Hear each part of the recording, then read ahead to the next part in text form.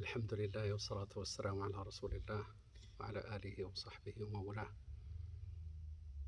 Empty minds, idle hands is exactly what a shaitan is fishing for, to keep us busy and thrown in a roller coaster of disobediences that would put us away from Allah subhanahu wa ta'ala. The opposite is to be aware of, and that is to keep our mind full. And the mind is in the heart, meaning you keep our heart full of the dhikr of Allah and full of iman, busy with tafakkur, reflection, busy with the lofty thoughts about building our own home in the akhirah. The process needs to be always in our mind all the time. And that requires also physically to be busy doing the work to build that home. This is why shaitan focuses on empty minds, idle hands. Those who don't want to do anything physically, they don't want to put the work, he will keep them busy doing something else. The irony of it is the mind and the hands, meaning whether that is in the space of your thoughts or when it comes to your actions, all what a shaitan does is when you give him the opportunity of an empty mind, he will fill it up with his thoughts. When you are idle, not doing the work for busy doing the positive building of your home with all sorts of obediences and acts of worship and good conduct and high moral, all of that, well, shaitan is going to take advantage of it. All what a shaitan does, he will shift your energy from being busy in your mind with the dhikr. Instead, he will keep that mind of yours busy with evil thoughts. When it comes to idle hands, you're lazy, you don't want to do the work. No matter what excuses you're looking for and justifications, Allah Ta'ala commanded the Prophet ﷺ that for as long as you're alive, وَعْبُدْ رَبَّكَ حَتَّى يَأْتِيَكَ الْيَقِينُ.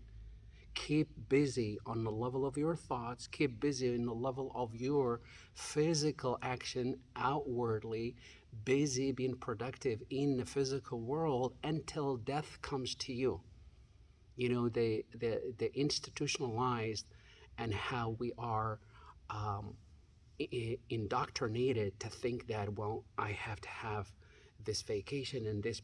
Yeah, you take a vacation to a break physically when you are mentally exhausted, emotionally exhausted, physically exhausted. It does not mean you take a break from doing good.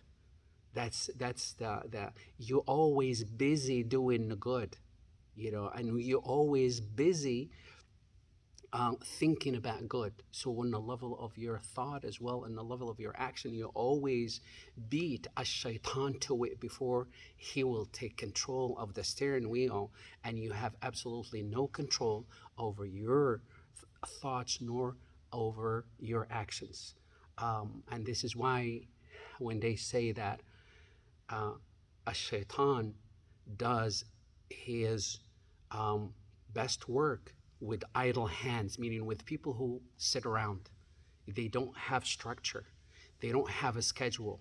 The whole day, week, month, whatever the case, they're not structured to do work for an end goal, nor are they structured with the process of always learning about the divine and how the guidance of Allah Ta'ala and the path of Rasulullah needs to be, it's a process and it's a building block.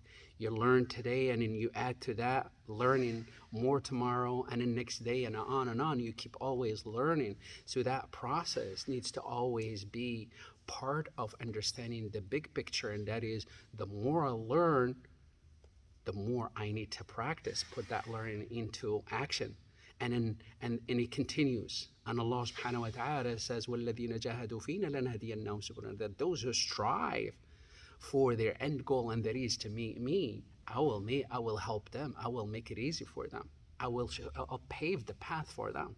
لَنَهْدِيَنَّهُمْ سُبُلَنَا.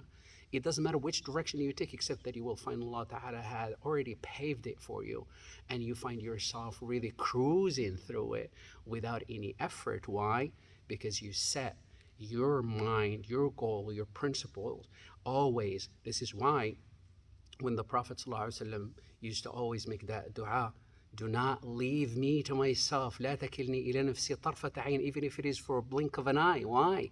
He does not want to be away from the space of the divine, whether on the level of his actions, always his actions, his morals, his compass, his conduct, always in line with what keeps him in the space of the divine.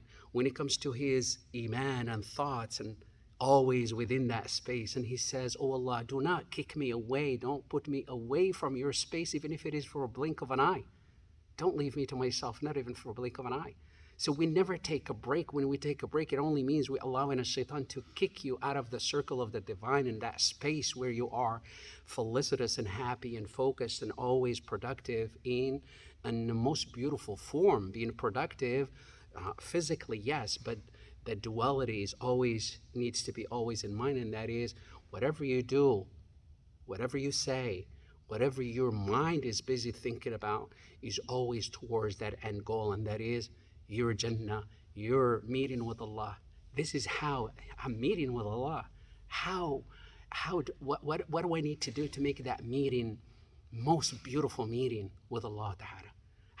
What do I need to do to have the meeting with the angel of death, the most beautiful meeting with the angel of death, to where he will come to me and he will give me the good news. يَا أَيَّتُهَا النَّفْسُ الْمُطْمَئِنَّةُ ارْجِعِي إِلَىٰ رَبِّكِ رَاضِيَةً مَرْضِيَّةً. Oh, you beautiful and blessed soul, go back to your Lord, pleased. He is pleased with you, and you will be pleased the minute you meet Allah subhanahu wa ta'ala.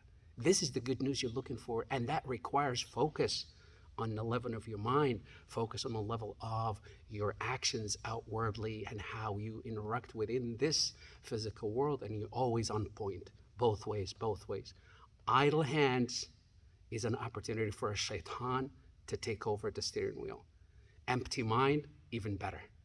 This is why they say the devil does his best work with idle hands, but he does even better work with empty minds.